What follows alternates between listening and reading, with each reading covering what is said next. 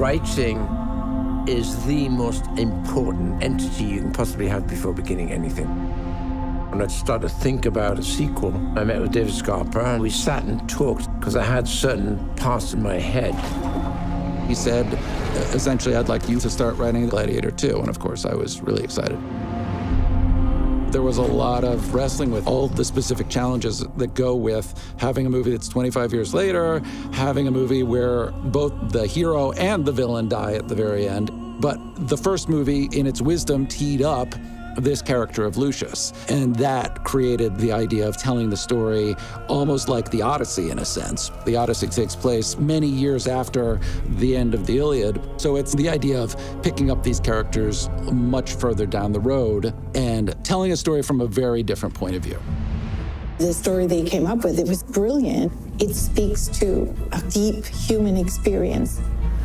The idea that struck me as most interesting is the idea of somebody who has been cast to the wind and has fled from Rome and been cut off from everything. We wanted to create this kind of Shakespearean rage within Lucius, which is the idea that the most bitter thing that he could possibly find upon returning to Rome is that his mother is with the guy who killed his wife and destroyed his city. Use your rage in my service, and you will have his head.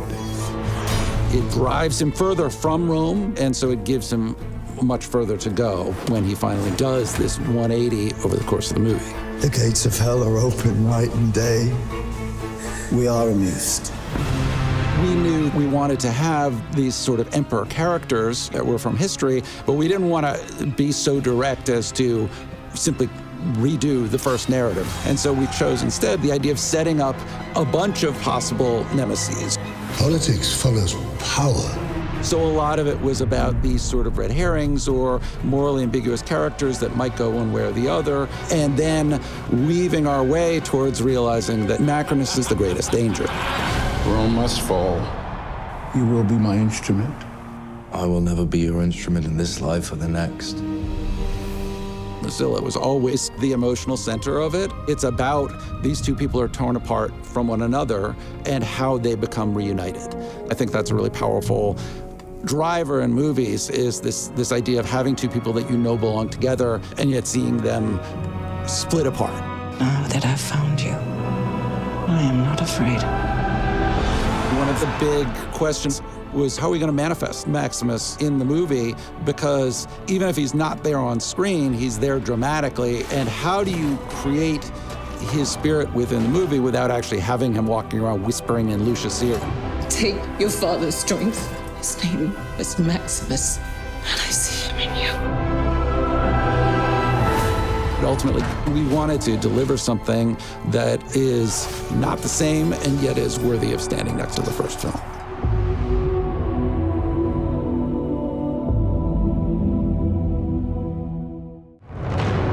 In this job, you got to know where to put the camera. And John Matheson always delivers.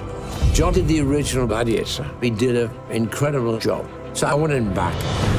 The photography in this film is absolutely extraordinary. John kept it tied to the visual language of the first, but expanding it beyond that. He's so confident in placing so many cameras in different places to catch an action from start to finish. What he did with navigating a camera crew that's probably the size of most film crews on a normal film was a sight to behold.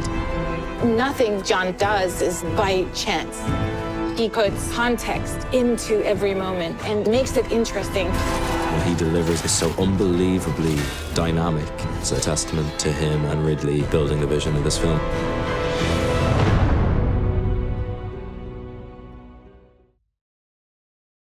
Here we are. It's good to be back. Bigger and better than ever. Arthur Max's production design is of a caliber that is incomparable. Arthur did the original Gladiator. He did an incredible job. So I wanted him back. Ridley said to me, we're going to go for scale on this one. We're going to build everything bigger. 0 minus 2 we are now, till we shoot. Which means we got a hell of a lot of work to do. We built a 5-story, real Roman Colosseum. All the streets, all the buildings were full scale. This is real. There's nothing like having the real thing. Looks crazy, right? This set is really the size of a small town. There's an uptown and a downtown, several back streets. There's the bad neighborhood. There is something so incredible about these sets, both huge and in very personal context. Arthur Max is at the top of his game. You really see the detail and its mastery. All of these are going to be up in the niches of the Colosseum. The creation of the ancient world. It's a team sport. There's all different departments. Who were on the first one working with me? Set dressing, props, greenery, construction, art department, production.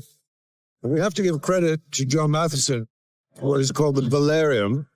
What the structure does and what the sun does for the shadows reminds you of how big it was. I've been on some major sets. I've not been on a set like this one. Others created the real thing. You're seeing it all play out, and it's epic. This is the biggest film I've been on. It's huge. It's Cecil B. DeMille on steroids. It's much larger scale than the first Gladiator. Everything's handmade. Everything's hand painted. Every angle is just beautiful. The secret to all of this is skilled craftsmen and hard work. I think it's turned out beautifully. Without question. Arthur is one of the best I've ever worked with. He did a great job. I couldn't do this without him.